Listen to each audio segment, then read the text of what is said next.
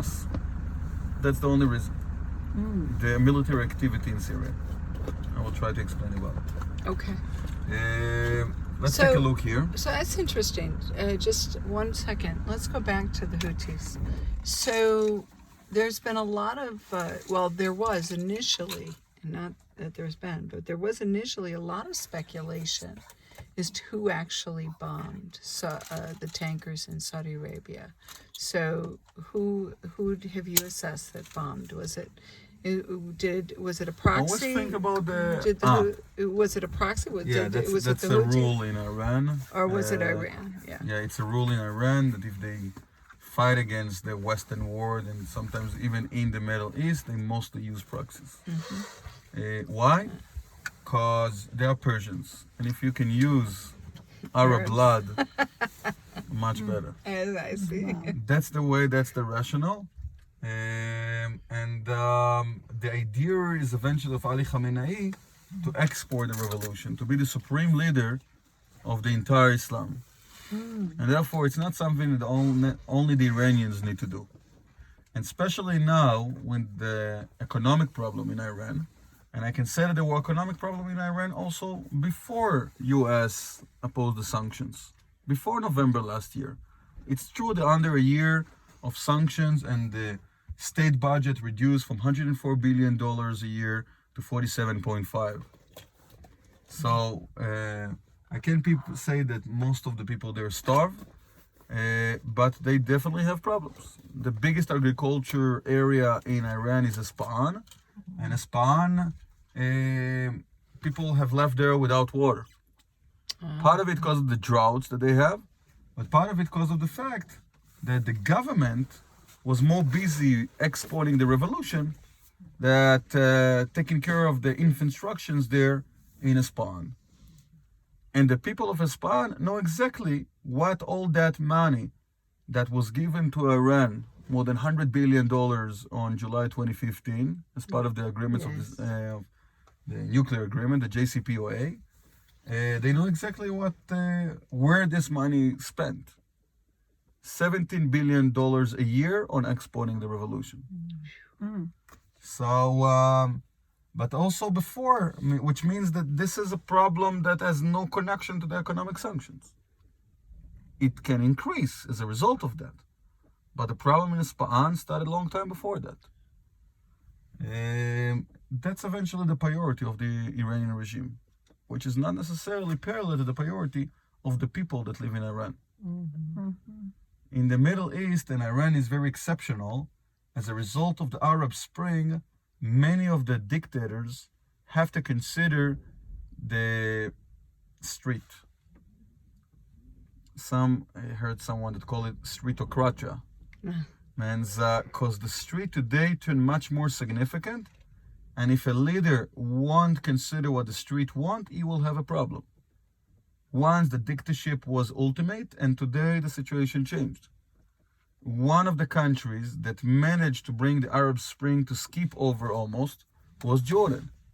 Yes. And why is that? They're also divided among the different tribes over there. It's less ethnicity, it's less religion. Even though there are 60% Palestinians that have one entrance, and the Hashemite, those are the Bedouins that control it. The king is an Hashemite. And one of his legitimacies to control the country is the fact that he's the 41 descendants to Muhammad. And therefore people say, okay, he's from the family of the Prophet. The Prophet never made a mistake. He had a direct connection to Allah. And this guy probably knows what he's doing. On the other hand, the riots got there into Jordan, and he saw people protesting, and he listened. He wanted to understand what those guys want. And they wanted to change the system of the monarchy in Jordan, and they demanded to have their opinion to be heard by the regime. And therefore he said, you know what? Okay, I will change the structure of the parliament. He responded immediately. And the parliament that once was a proxy, and most of the people there were selected one by one by the king, and now people can elect those members of parliament. not necessarily good for Israel because we have now free Islamic parties in the parliament of Jordan. But eventually it end, or now when people there demanding to elect the prime minister instead of the king that's doing that, Oh yeah. he's starting to think and said, we might do it. First of all, he fired the old prime minister and appointed a new one. And I think that that's the main reason that all along the Arab Spring, one person got killed in Jordan. And the country, it's the most stable Arab country. Once in Syria, 700,000 people got killed, 6.5 million refugees, 6 million displaced, and it's not the end. Wow. And I will try to explain how this war in Syria began. And you will see that the president in Syria done just the opposite than Abdullah II in Jordan did.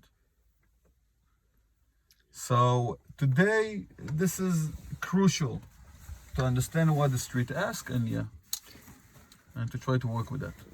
So Abdallah, if he was to go with a structure, with a parliamentary type structure, then you're looking at something like in the UK with a just an acting external, king kind of monarchy structure.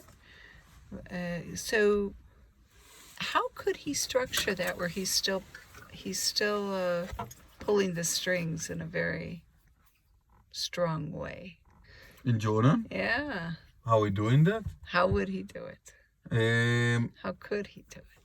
No, he can still do it, and I think the people there understand that democracy is not necessarily for them, and they need a strong leader. Right. But they also need a leader. I think that the main problem in the Middle East, when I ask people why they started to protest, I ask Syrians because I work with them, and I ask means what brought someone that lived 100 years under dictatorship, whether that was Syria or something different, but since the British and the French got here, created national states, people lived under dictatorship. That's the Middle East. We're the only democracy. And suddenly, after 100 years, those people decided, we want to change that.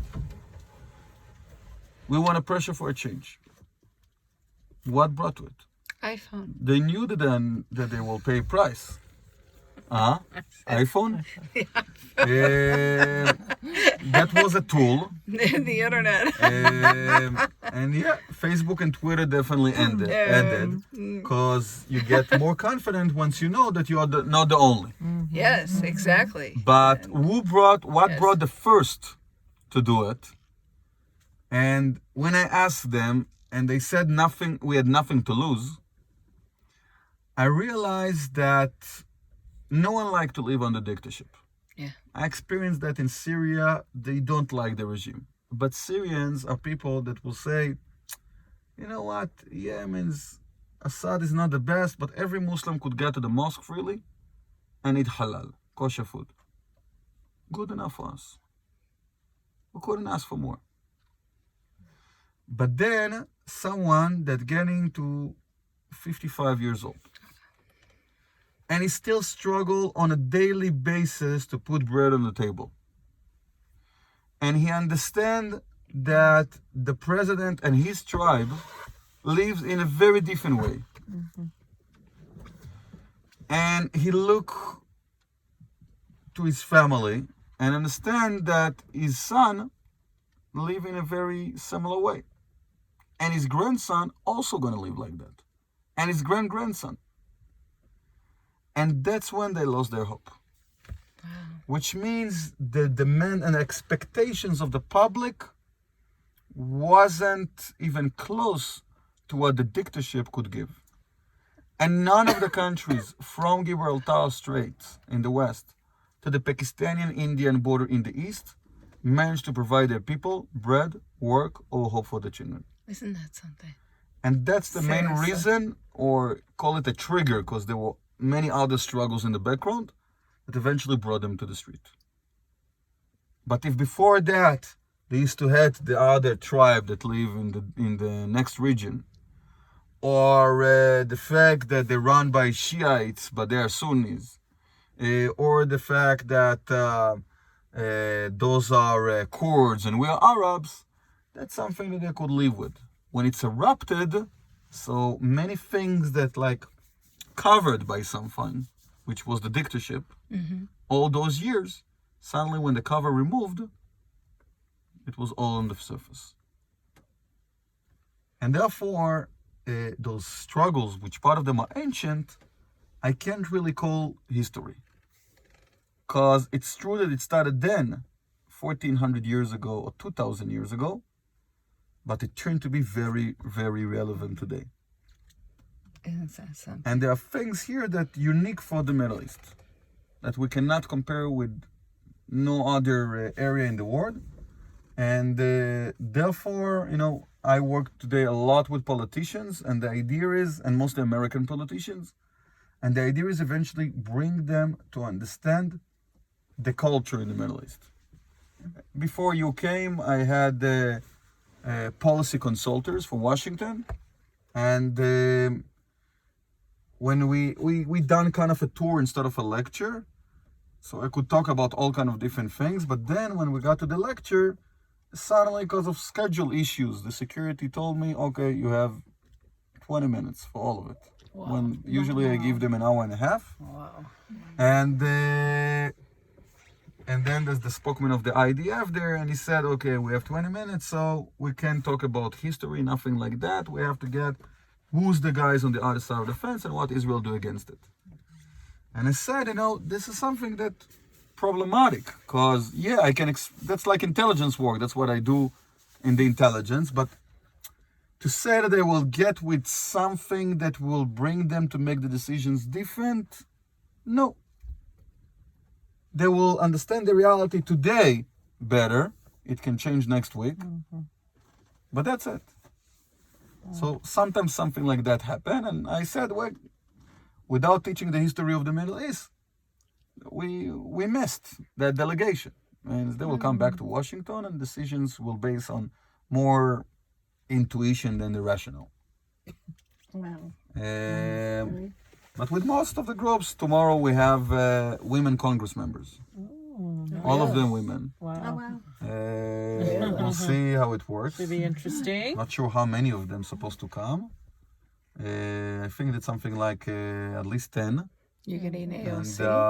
And, Is AOC coming? Alejandro Cortez, the one that. Look on the bio. Let's see. It's the one that's. Let's see who's coming. We don't want them here. No, we don't. Where'd they come from? No, I don't think that she come. I don't know. I wouldn't think she would. These probably are Republican Congress. No, they usually No? mixing.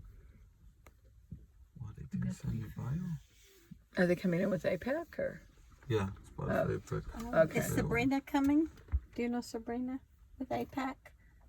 I'm not sure. Show me the picture and I will know, but I bet with names. I don't have a picture of her with me. She brings a lot of people over here. She's real high up in APAC.